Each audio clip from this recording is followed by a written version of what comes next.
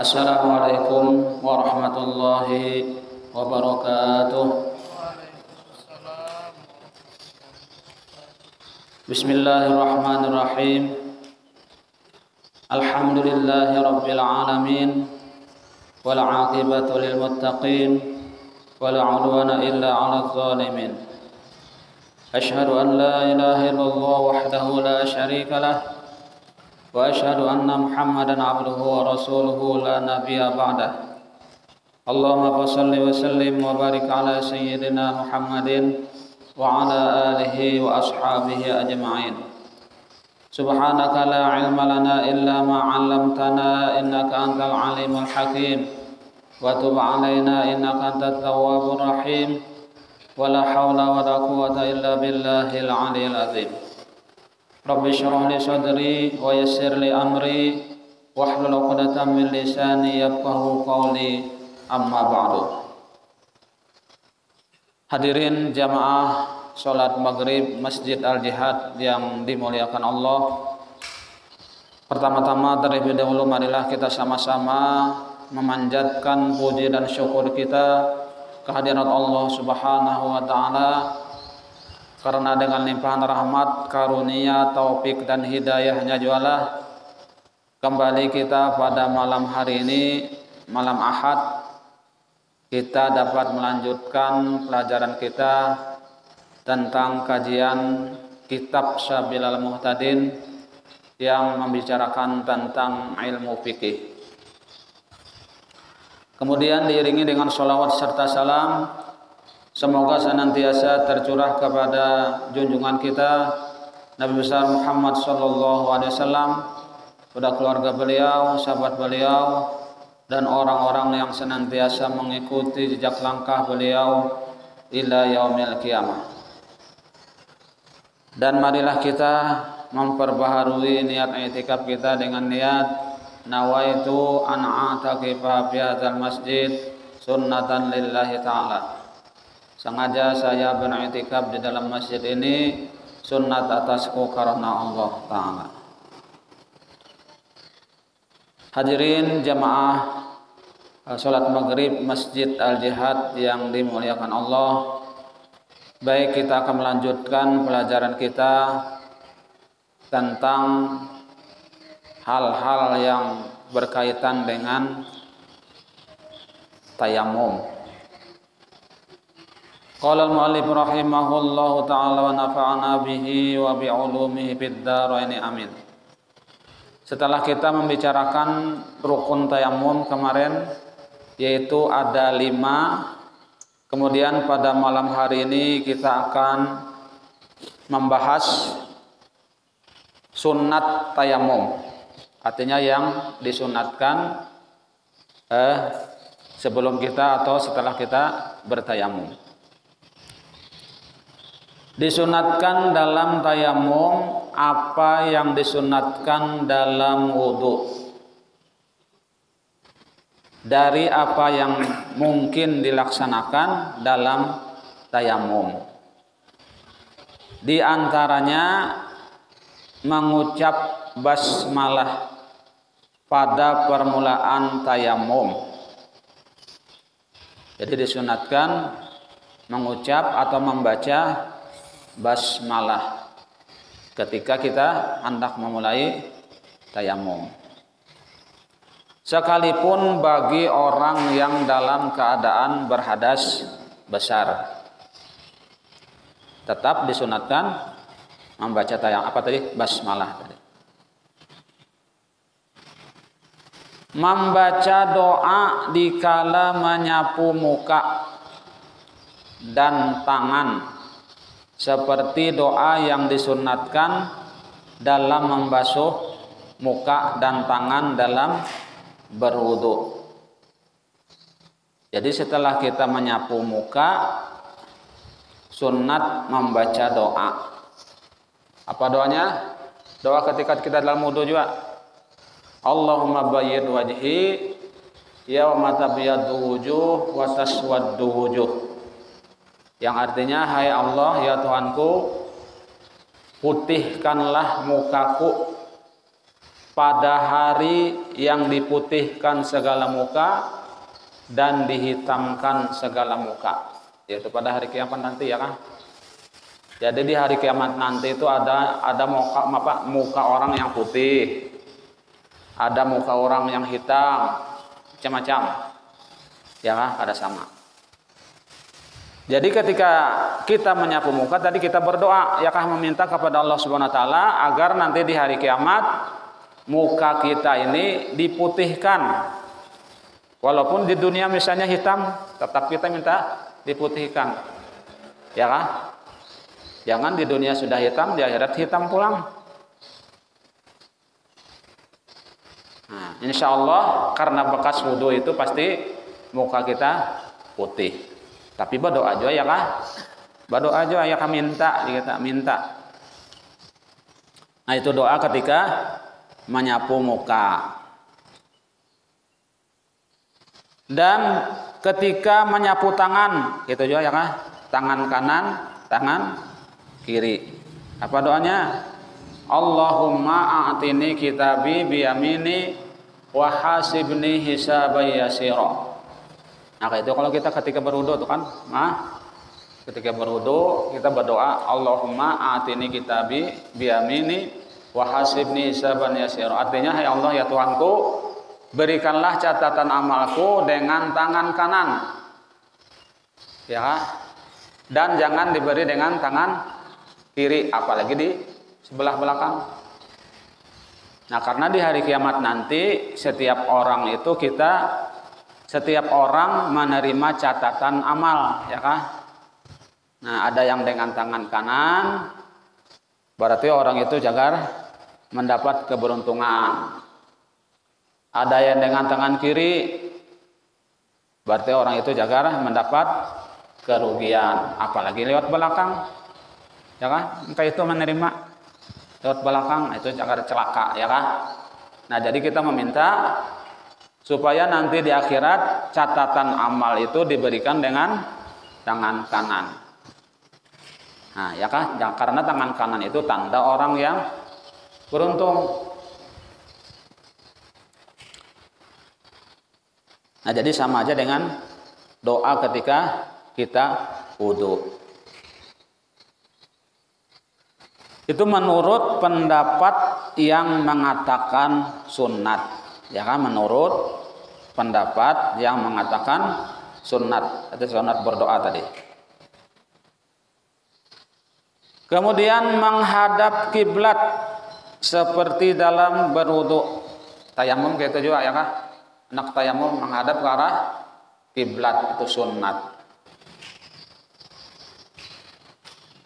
Bersikat gigi atau besugi aja kita, bersiwak ya kan? Dan letaknya dalam tayamum adalah antara mengucap basmalah dan permulaan menyampaikan tanah ke atas, menyampaikan tangan ke atas tanah ketika situ ya kan? Bersih tadi bersiwak. Sunat juga. Seperti tempat menyikat gigi dalam berwudu antara membasuh tapak tangan dan berkumur-kumur. Itu letaknya ya kah? Sikat gigi tadi antara membasuh tapak tangan dan berkumur-kumur dalam wudu. Kemudian lagi sunat melebihi sapuan dari kadar sapuan yang wajib pada keliling muka, atau bahasa Arabnya itu gurroh. Jadi balabih kita menyapu ya kan, balabih pada batasan yang wajib ya kan. Misalnya batasan wudu mulai di tumbuh rambut di atas sampai bawah dagu. Nah itu di atas bawah. Kemudian lebar mulai pentil telinga sampai pasak telinga sebelahnya. Nah itu batasan lebar. Nah jadi dilabihi pada itu, balabih gurroh ya kan. Kayak uduk itu balabih juga ya kan, jangan pas-pasan. Menyapu tuh jangan pas-pasan, mampas. Ya kah? Baik mun bojor pas mesti ya, lu belum pas lagi, nah itu nang bahayanya. Melebihi sapuan tadi. Dan melebihi sapuan dari kadar yang wajib pada kedua tangan atau tahjil bahasa Arabnya. Jadi tangan ini pas sampai siku, dilabihi juga pada siku, ya kah? Menyapu tayamum tadi, dilabihi pada siku, jangan pas di siku, ya kah? Nah. Umpamanya menyapu sampai ke atas siku, nah di atas pada siku.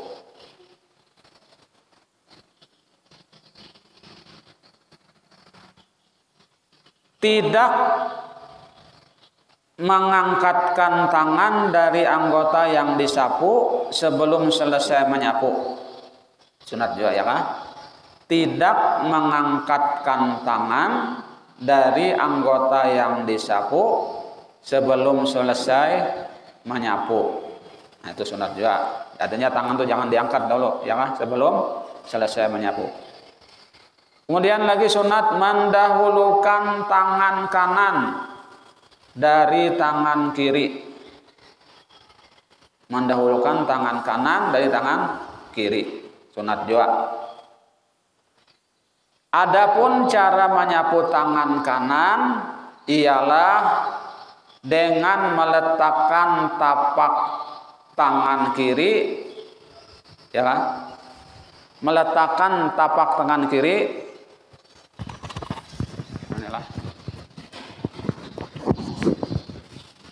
Meletakkan tapak tangan kiri, misalnya tanganlah, misalnya panah, ini dirangkangkan gitu. Nah, habis ini apa? Dengan meletakkan tapak tangan kiri selain dari ibu jari ini, ya, selain dari ibu jari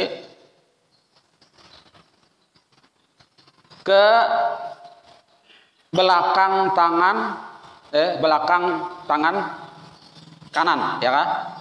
Belakang tangan kanan selain dari ibu jari tangan kanan, pas di sini. Nah, itu. Jadi mas sudah situ tadi. Nah, setelah muka tadi lah, mas muka tadi kan muka dulu lah. Nah, muka habis, anyar, buang dabunya. Kali pulang jangan di situ lagi, jangan di sini lagi, manunya lah mancu, kak, balik, anunya. Nah, gitu, balik, anyar. Nah, gitu. Gitu dulu ya kah? Nah terus lanjutkan, belabis sedikit, hanya diputar. Nah gitu. Sini ujungnya, apa habisannya? Kayak itu aja di sini. Oh sini tadi. Nah ya kah? Itu terus lewati di siku, jangan membatasi siku lah, hanya diputar. Nah gitu.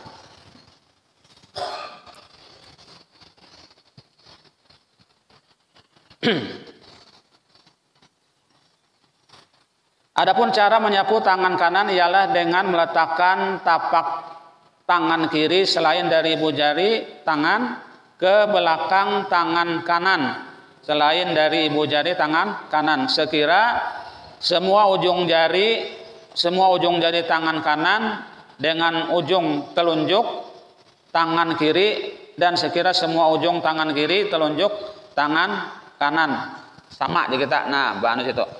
Ya. Lalu dilakukan ke atas belakang tapak tangan kanan sampai ke tulang pergelangan, kemudian dirapatkan ujung jarinya ke atas pergelangan sambil melakukan sampai ke siku. Sambil melakukan tangan sampai ke siku. Nah, itu tadi. Ya, itulah. Nah, mengkiri dulu ya. Nah, gitu. Sudah sampai di sini dirapatkan, di sini di anu gitu. Nah, dikalukan gitu. Nah. Hanya putar. Ya.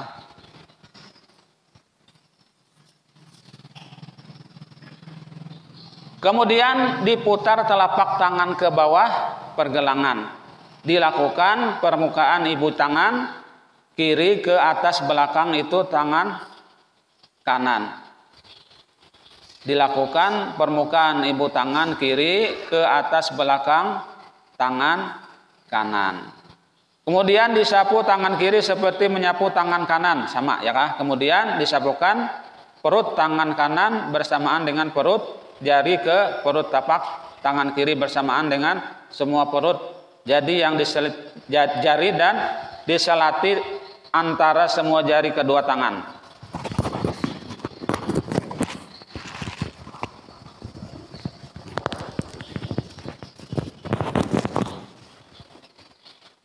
Dalam bentuk ini para fuqaha berbeda pendapat, berbeda tentang sunnatnya nang manu tadi, menyelati anu tadi, ya kah? Jari-jari tadi, ibu jarinya, perut jari. Itu berbeda pendapat. Atau bukan sunat, ya kah? Ada yang mengatakan sunat, ada yang mengatakan bukan sunat. Yang diterangkan dalam kitab Raudah dan Majmu' bahwa cara yang demikian itu sunat, ya kan? Ada yang mengatakan sunat, ada yang mengatakan bukan sunat, nang menyelat-nyelati anu tadi, ya kan? Nah. Dan tidak wajib menyapu salah satu dari dua tapak tangan kepada yang kedua, karena wajib keduanya telah terpenuhi dengan meletakkan tangan ke tanah tadi, ya kan? Jadi sidin kada wajib karena sudah kita andak tangan tadi, ya kan? Diranggangakan gitu, lalu nang ini sudah takan najwa udah sidin, gitulah.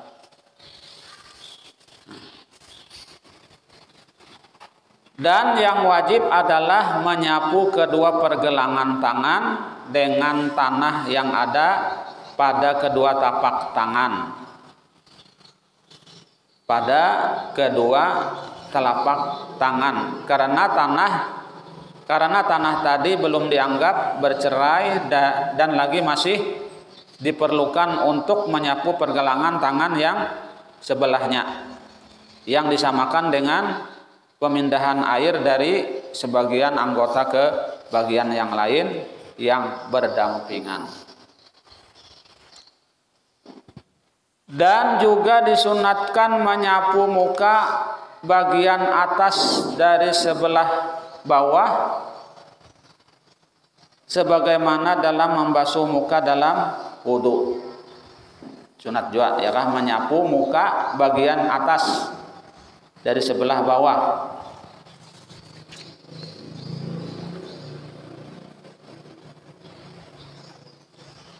Mengurangi debu, sunat juga ya kah? Mengurangi debu dari kedua tapak tangan kalau debu itu tebal, dengan meniupnya sehingga tinggal sekedar yang diperlukan. Jadi meniup mengurangi debu dari tangan tadi itu sunat juga hukumnya ya kah? Yaitu dengan cara ditiup tangan kita tadi. Membas dina, tiup dulu ya kah? Dikurangi dulu.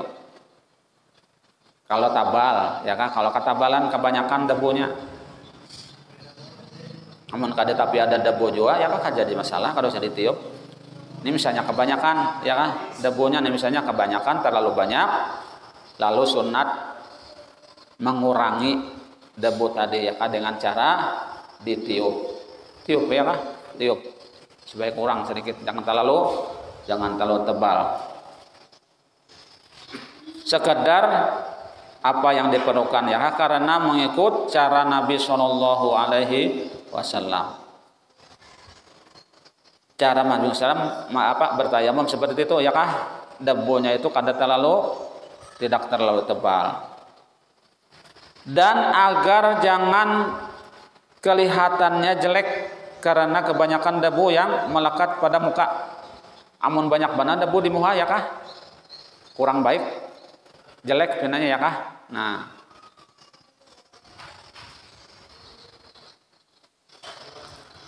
karena itulah tidak disunatkan lagi mengulang menyapu. Makanya di tayamum ini sekali sapu aja ya kah? Lain kada kayak wudu. Sekali sapu tuh sudah ya. Kada disunatkan lagi 2-3 kali menyapu tuh kada. Kalau apa misalnya nang kayak wudu ya kah kada. Muha sekali sapu juga sudah aja. Kalau misalnya 3 kali menyapu kada. Kada seperti wudu kada. Nah, sekali sapu sudah cukup. Nah, kalau di wudu sekali itu sunat, sekali itu wajib, kemudian 3 kali sunat. Kalau misalnya sekali aja pang wudu aja, sekali sapu aja, ya yang wajibnya tuh sekali sudah. Ya kan, asal liput ya kan, terkena yang wajib dibasuh sudah terkena semua. Nah, itu hukumnya wajib. Kalau misalnya sekali belum liput lagi ya kan, maka yang kedua tetap wajib. Kalau misalnya 2 kali sudah masih belum sampai, yang ketiga tetap wajib ya kan? Karena belum sampai batasannya lagi. Nah, itu dalam wudu. Kalau dalam tayamum cuman sekali sapu.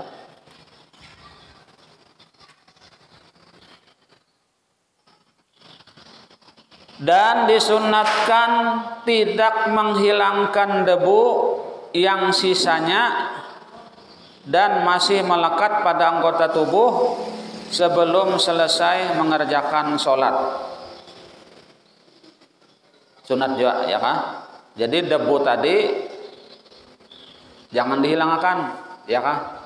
Kalau misalnya merasa kada nyaman rasanya di muha, lalu dihilangkan, disapu lagi ya kan? Dibarasihi muha. Jangan, kecuali sudah selesai sembahyang ya kan? Sudah selesai sembahyang hanya boleh menghilangkan debu tadi. Dan dalam menyapu semua anggota tayamum dengan berturut-turut, yakni bersambung seperti juga dalam wudu. Jangan berselang-seling ya, kita disunat juga.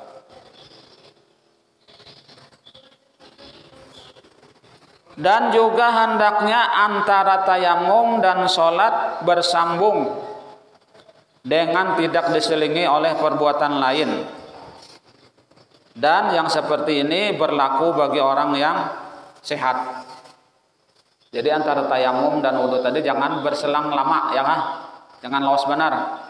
Kalau misalnya anak sembahyang lalu bertayamum, bersutung tayamum, ngobrol dulu salam ya kan? Ngobrol dulu. Jangan. Langsung aja ya kan? Tetapi bagi orang yang senantiasa berhadas, maka mualat atau bersambung itu hukumnya wajib. Seperti juga dalam wudu. Artinya orang yang senantiasa berhadas ini orang yang senantiasa keluar ya kah? Senantiasa keluar selesil baul. Atau jika kita tuh apa namanya? Kamih itu kada tiis. Atau misalnya orang yang bagi perempuan tuh keluar terus darahnya anak, darah istihadah ya kah? Nah, bagi orang yang seperti ini mualat berturut-turut itu hukumnya wajib. Wajib selanjutnya ya kah? Habis wudu, habis tayamum langsung sholat itu wajib hukumnya. Tapi kalau orang yang sehat itu hanya disunatkan. Sunat ya kah? Langsung aja sholat jadi itu sunat hukumnya. Bagi orang yang sehat. Tapi bagi orang yang berpenyakit tadi ya kah? Yang senantiasa berhadas tadi, maka itu hukumnya wajib. Disunatkan menjarangkan jari kedua tangan dikala meletakkan tapak tangan di tanah dengan cara yang dapat menggerakkan debu. Ya, menggerakkan debu tanah dan mudah meratakannya ke seluruh muka. Jadi disunat ya kan diranggangkan tadi, itu jangan berapat lah. Nah, diranggangkan. Tangan kita ketika tadi tanah tadi diranggangkan, jangan rapat kayak itu. Itu sunat juga.